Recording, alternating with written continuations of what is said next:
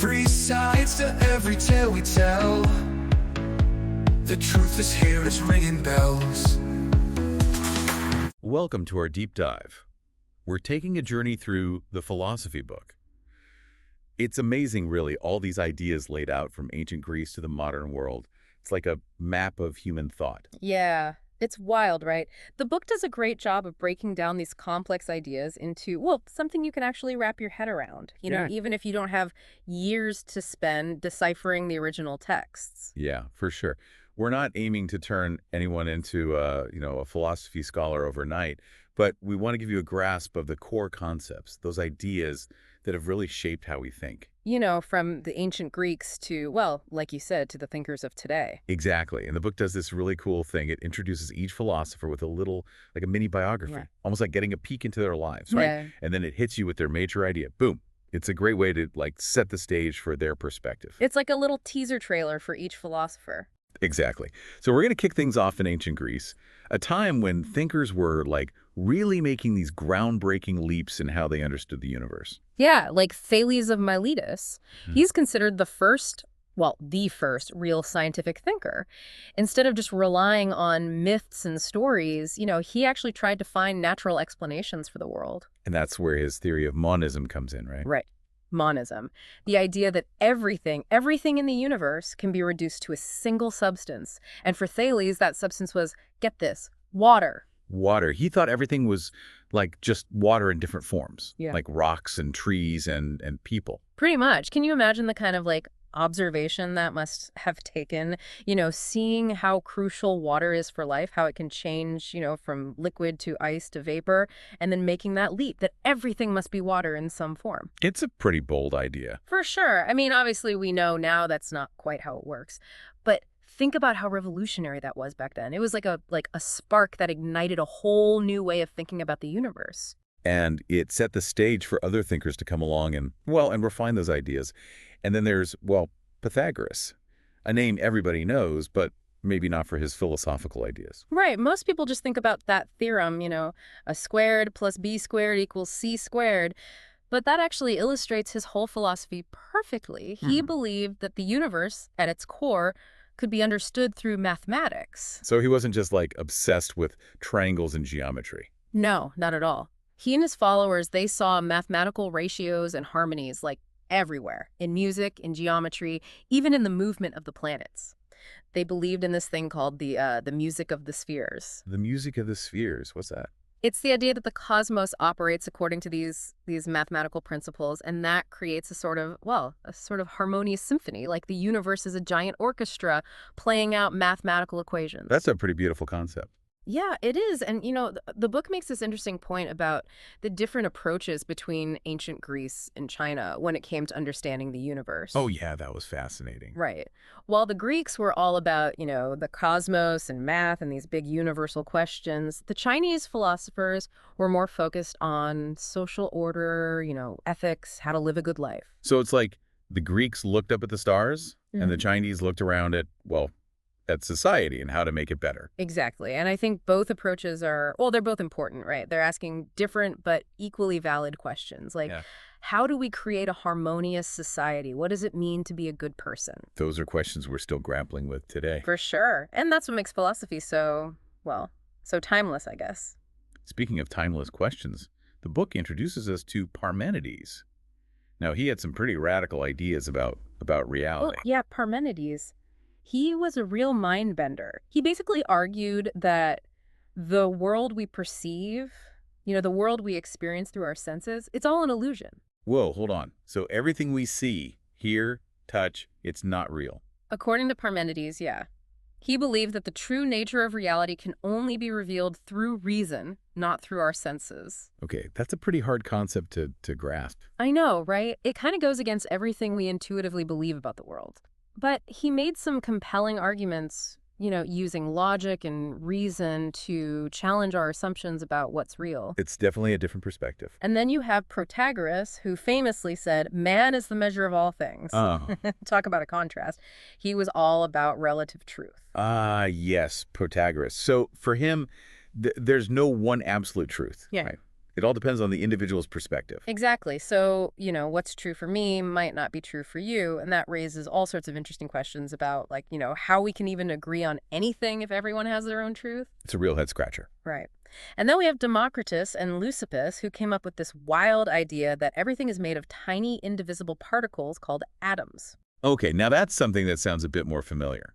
Right. It's amazing, really. They came up with this idea way back then without any of the scientific tools we have today.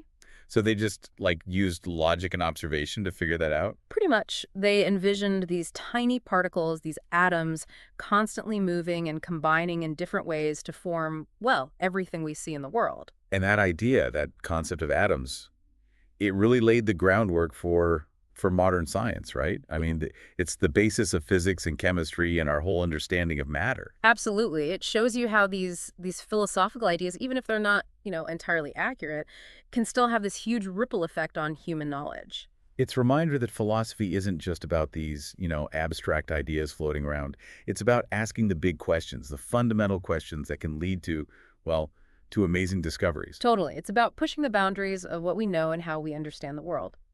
And speaking of pushing boundaries, that brings us to Socrates, a figure who changed the course of Western thought. Yeah, Socrates.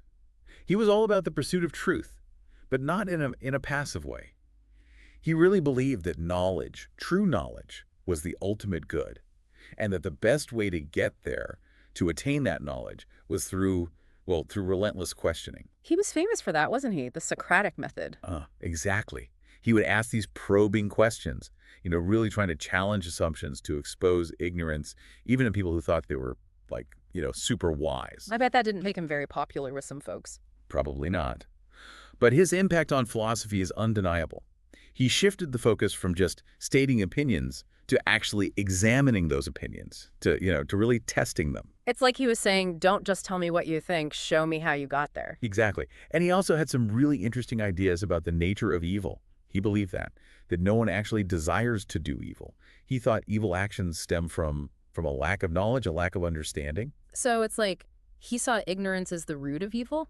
Exactly. If people truly understood the consequences of their actions, and the real nature of good and bad, they wouldn't choose to do wrong. It's a thought-provoking idea. It kind of makes you think about the role of education, and self-awareness in making ethical choices. Definitely. And this emphasis on knowledge and understanding, it really had a huge influence on his most famous student, Plato. Plato took those ideas and ran with them, into this whole metaphysical realm. Yeah, he's known for his theory of forms, right? This idea that the physical world, the world we see and touch, is just a shadow, a pale imitation of a higher realm of perfect, unchanging forms. Think of it like this. Imagine the perfect idea of a chair. That idea, that perfect concept, exists in this realm of forms. It's pure, it's eternal. And all the chairs we see in this world, the ones we sit on, they're just imperfect copies, reflections of that perfect ideal chair. So the chairs we're sitting on right now, they're just like wannabe chairs. Yeah. Kinda, yeah. And it applies to everything, not just chairs. There's a perfect form of justice, of beauty, even of goodness. And what we see in the world, it's all just like a faint echo of those perfect forms. Okay, that's a pretty mind-bending concept. It is. And to illustrate this idea, Plato used that famous allegory of the cave, right? An allegory of the cave. Yeah, picture this. There are these prisoners chained up in a cave, and they've spent their whole lives facing a blank wall. They can only see shadows, shadows projected on the wall, and they think that's reality. But what they don't know is that there's this whole world outside the cave, full of light and the real objects that are casting those shadows. So the prisoners represent us, right? Trapped in our limited perception of the world. Exactly. Plato's saying that we need to break free from those limitations, those sensory limitations, and use our reason, to access those higher forms, the true reality beyond our everyday experience. It's a powerful metaphor. It really makes you think about the limitations of our senses and, and how much we might be missing. But then you have Aristotle, right?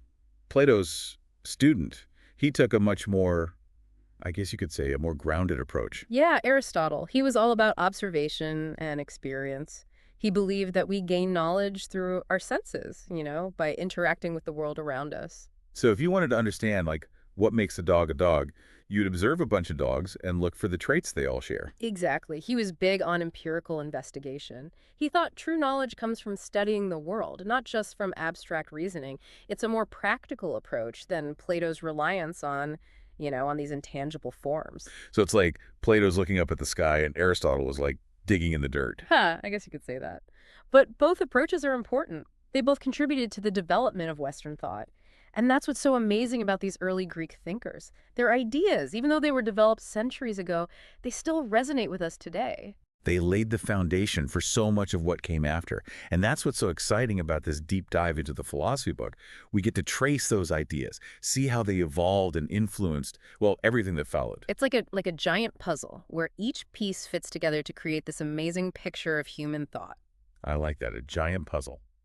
So we've explored the ideas of some of the key thinkers in ancient Greece. Where does our philosophical journey take us next? Well, from the bright, sunny shores of ancient Greece, we're heading into the somewhat darker, more mysterious world of the medieval period. Ooh, sounds intriguing. Yeah, it's a time when philosophical thought really gets intertwined with religious beliefs and theological questions. We're going to meet thinkers like St. Augustine, who grappled with some of the biggest questions about the nature of good and evil. This is where things get really interesting. So let's dive into the medieval world. Let's do it. So we're in the medieval period now, and it's a time of intense religious fervor, right? But also a time of deep philosophical inquiry. And these two things, they weren't always in opposition. It seems like a lot of the thinkers we're going to encounter in this period were trying to reconcile their faith with reason. Exactly. They were wrestling with these big questions about the nature of God, the problem of evil, the meaning of life, all within the framework of Christian theology. And one of the most influential figures of this era is St. Augustine of Hippo.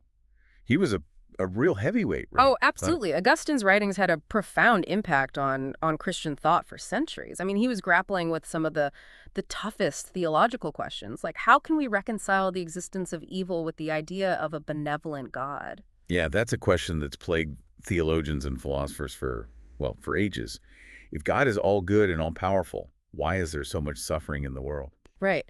And Augustine, he was heavily influenced by Plato, with his theory of forms, and he kind of took that idea and applied it to the concept of evil. Yeah. He argued that evil isn't like a thing in itself. It's not something that God created. It's more like a deficiency, an absence of good. So it's like darkness isn't a thing itself. It's just the absence of light. Exactly. It's like, a hole in a fabric. The hole isn't a thing. It's the lack of fabric. Okay, I think I'm starting to get it. It's a tricky concept for sure. And Augustine's ideas about evil, they've had a lasting impact on Christian theology. It's amazing how these ideas developed so long ago can still be so influential today. It is. And, Augustine wasn't the only one wrestling with these big theological questions. There's also Boethius, who explored this fascinating, kind of paradoxical idea of free will versus God's foreknowledge. Yes, the classic dilemma. If God knows everything that's going to happen, how can we truly have free will? Right. It's a real head-scratcher. Does God's knowledge determine our actions? Or do we genuinely have the freedom to choose our own path? It's a question that's kept philosophers debating for centuries. It seems like a lot of the philosophical work being done in this period was really focused on trying to make sense of these theological mysteries. Yeah, it was a time of trying to reconcile faith and reason, trying to find a way for those two things to coexist. And you see that with thinkers like Avicenna, who argued that the soul, the human soul, is distinct from the body, which of course feeds into this whole ongoing debate about the nature of consciousness. The mind-body problem just keeps popping up throughout history, doesn't it? It does. It's one of those enduring philosophical puzzles that we may never fully solve. And then you have St. Anselm, who came up with this very famous argument for the existence of God. It's called the ontological argument. The ontological argument. Refresh my memory. What was that all about? Okay, so Anselm, he basically argued that the very concept of God as a being greater than which nothing can be conceived, that concept itself implies his existence. Wait, so he's saying that just by thinking about God, we prove that he exists? That's the gist of it, yeah.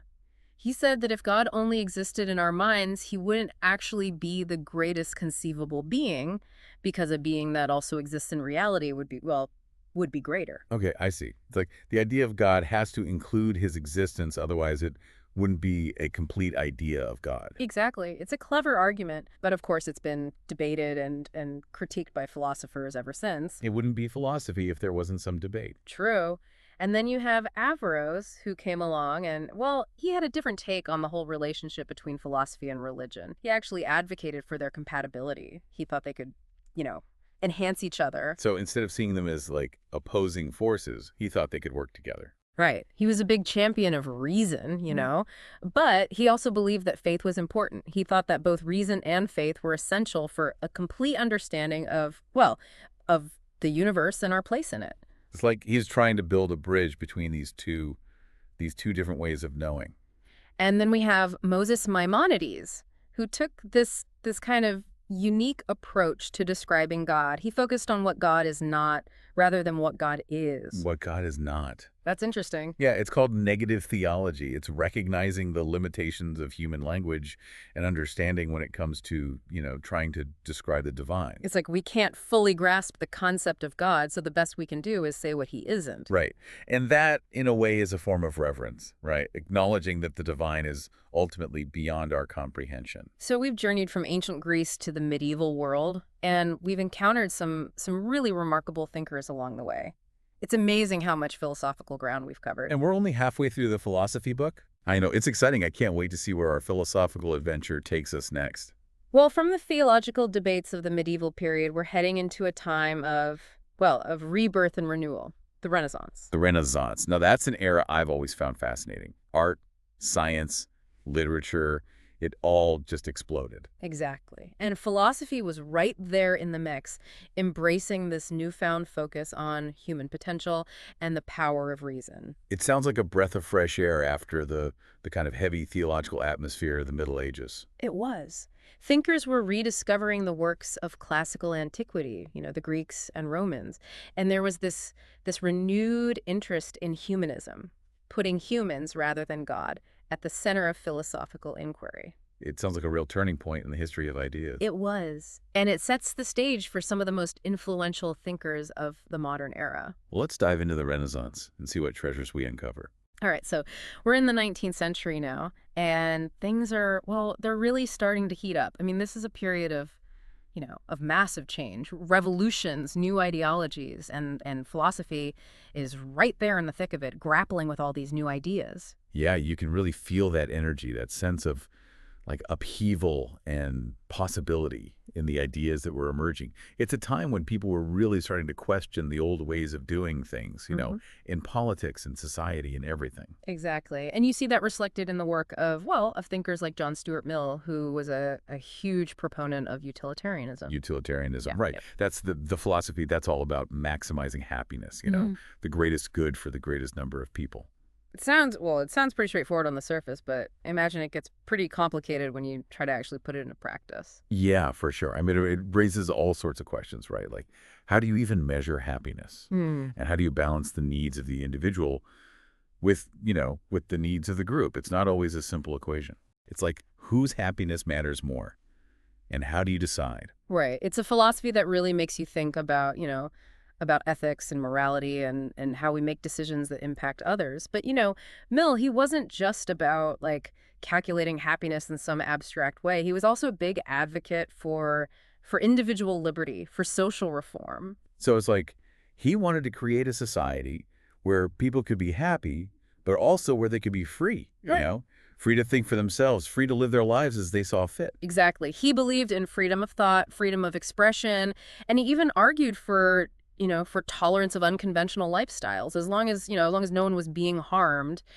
His work had a big influence on liberal thought, on the idea that, that individuals have rights and that they should be free to pursue their own version of a good life. It's a perspective that's still very much relevant today. Yeah. But then you have a thinker like Søren Kierkegaard, who takes a very different path. The book describes him as a forerunner of existentialism. Kierkegaard, yeah. He was a bit of a rebel, He really emphasized the the subjective experience of the individual. Like, he thought that meaning in life, it doesn't come from some external source like religion or science. It comes from within.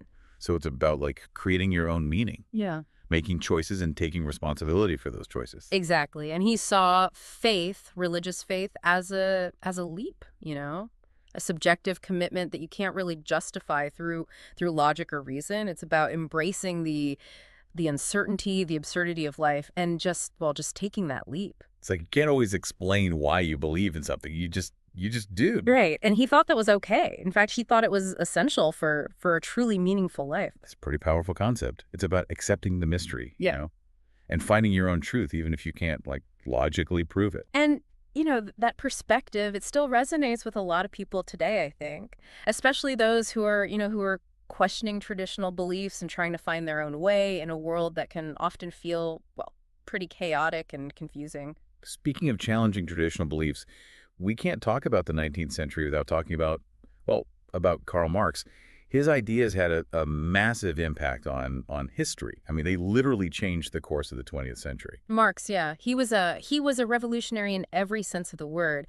His analysis of history focused on class struggle, on the inherent exploitation that he saw in capitalism. He thought that the whole system was set up to benefit the few at the expense of the many. And his ideas, they inspired revolutions, social movements, all sorts of attempts to create a more just and equitable society. His Communist Manifesto, that he wrote with Engels, it became like a blueprint for communist and socialist movements around the world. It's amazing how much his ideas resonated with people, how they really tapped into this deep desire for change, for a more fair and just world. Yeah, and his critique of capitalism, it's still relevant today. I mean, we're still grappling with issues like, income inequality, economic exploitation, the concentration of wealth and power. It's a reminder that philosophy, it's not just some ivory tower pursuit.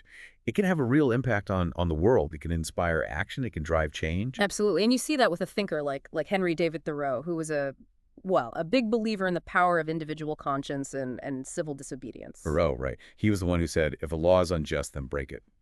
Well, he didn't say it quite like that, but yeah, he believed that individuals had a moral duty to resist unjust laws, even if it meant breaking those laws. And his writings, his ideas about civil disobedience, they've had a huge influence on activists and social movements throughout history.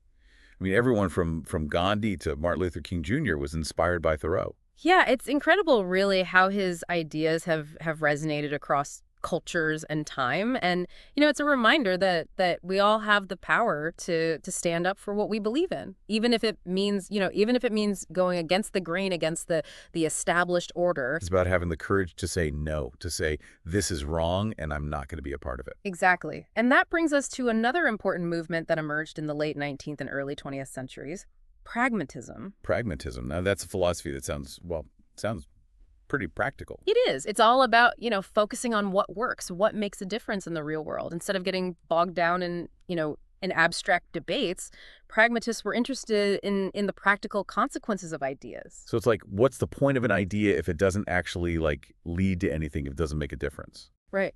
One of the founders of pragmatism, Charles Sanders Peirce, he said that the meaning of an idea, it lies in its practical effects. Like, what difference does it make in how we live, how we act, how we interact with the world? And then there's William James, right? Yeah. He kind of expanded on this idea and said that the truth itself is determined by its usefulness. Yeah, so for a pragmatist, a belief is true if it helps you navigate the world effectively, if it leads to positive outcomes. It's a very down-to-earth, practical approach to knowledge and belief. And another pragmatist, John Dewey, he applied these ideas to education. He really emphasized, learning by doing, the importance of experience. He thought that education should be about developing practical skills, about solving real-world problems. So instead of just memorizing facts and figures, it's about actually applying that knowledge to real situations. Exactly. And, Dewey's ideas, they had a big influence on how we think about education today. It's about empowering students to be active learners, to be problem solvers, And that brings us to a thinker who took a very different approach to understanding knowledge and experience, Edmund Husserl. the father of phenomenology. Phenomenology, right. That's the study of consciousness, of the structure of experience. Yeah, Husserl, he was really interested in how we perceive the world, how we make sense of things. And he thought that to really understand consciousness, you had to kind of bracket out your assumptions about the external world. Look at how. What does that mean? It means like setting aside your beliefs about, about whether things are real or not, whether they exist independently of your mind, and just focusing on the pure phenomena of your awareness, the way things appear to you. So it's like taking a step back and just like observing your own experience without judging it, without trying to like explain it away. Exactly. It's a really interesting approach to understanding the mind. And, alongside phenomenology, you also have the rise of structuralism, which was influenced by the work of Ferdinand de Saussure in linguistics. So he was the one who analyzed language as a system of science, right? He looked at, how words and meanings relate to each other within that system. And his ideas, they had this huge ripple effect, they influenced fields far beyond linguistics. So it's like realizing that words don't have like inherent meanings. They get their meaning from their relationships to other words within the system. Exactly. And that idea, it really changed how people thought about language, about culture, about meaning itself. It's a perspective that had a big impact on literary criticism, on anthropology, on psychology. It's like it opened up a whole new way of seeing the world. And, as we move into the 20th century, things really start to explode. Philosophically speaking, you have all these new movements popping up. Existentialism, post-structuralism, postmodernism, critical theory. It's like the philosophical landscape just became this incredibly diverse and vibrant space. Yeah, it's amazing. All these different perspectives, different approaches to answering the big questions. And I think that reflects the complexity of the modern world, right? I mean, you have globalization, you have rapid technological advancements, political and social upheavals. Philosophy, it's trying to, to grapple with all of that to make sense of this rapidly changing world. And one of the most influential movements of this era, one that really captures that sense of uncertainty and searching for meaning, is existentialism. Existentialism, yeah. It's a philosophy that's, well, it's often associated with angst, with despair. But it's also about, about freedom, about authenticity, about taking responsibility for your own life. And it emerged in the aftermath of World War II, right? A time when people were really struggling to make sense of the horrors that they had witnessed. Yeah, it was a time when traditional values and beliefs were really being questioned, and existentialism, it kind of offered this new way of looking at the world, a way of finding meaning in a world that suddenly seemed pretty meaningless. One of the key figures in this movement is, of course, Jean-Paul Sartre, who famously said, "Existence precedes essence." Right, meaning that we're not born with some predetermined purpose or nature. We're thrown into this world, and it's up to us to decide, who we are, what we believe in, what kind of life we want to live. It's a pretty radical idea. It puts the responsibility squarely on the individual. It does, and that can be both liberating and terrifying. But it also means that we have the power to create our own meaning, to shape our own destiny. It's about taking ownership of your life, of your choices. And Sartre, he was just one of many existentialist thinkers. You have Albert Camus, Simone de Beauvoir, Maurice Merleau-Ponty. They all explored these themes of freedom, responsibility, the search for meaning in an absurd world. And their ideas continue to resonate with people today, especially in a world that can often feel, well, pretty overwhelming and uncertain. It's a philosophy that speaks to that sense of searching, of questioning, of trying to find your place in a world that doesn't always offer easy answers. And it's just one example of the incredible richness and diversity of philosophical thought in the 20th century. Yeah, it's amazing, really, how much the landscape of philosophy has changed and expanded over the centuries. From those early Greek thinkers who are like laying the foundation for Western thought, to the medieval philosophers who were wrestling with questions of faith and reason, to the modern and postmodern thinkers who are still pushing the boundaries of what we know and how we think. It's a journey that never really ends. There's always more to learn, more to explore, more to question. And that's what makes philosophy so fascinating, so endlessly engaging. Exactly. It's a lifelong pursuit. And, that's what we've tried to capture in this in this deep dive into the philosophy book, just a glimpse into the vast and ever-evolving world of ideas. Well, I don't know about you, but I feel like my brain has definitely gotten a good workout today. Mine too. But, that's a good thing. It's a sign that we're still curious, that we're still searching, that we're still, still trying to make sense of this amazing and often confusing world. And that's really what philosophy is all about, isn't it? Yeah. Asking the big questions, the tough questions, the questions that don't always have easy answers. And that's what makes it so, so important. So to everyone listening, thank you for joining us on this deep dive. We hope it sparked your curiosity, and we encourage you to, to keep exploring the world of ideas. Keep those philosophical conversations going. Three sides to every tale we tell. The truth is here, it's ringing bells. Dive in deep, let's take a look in every twist and turn we took. For glory lies within the truth. We're chasing facts, it's our pursuit.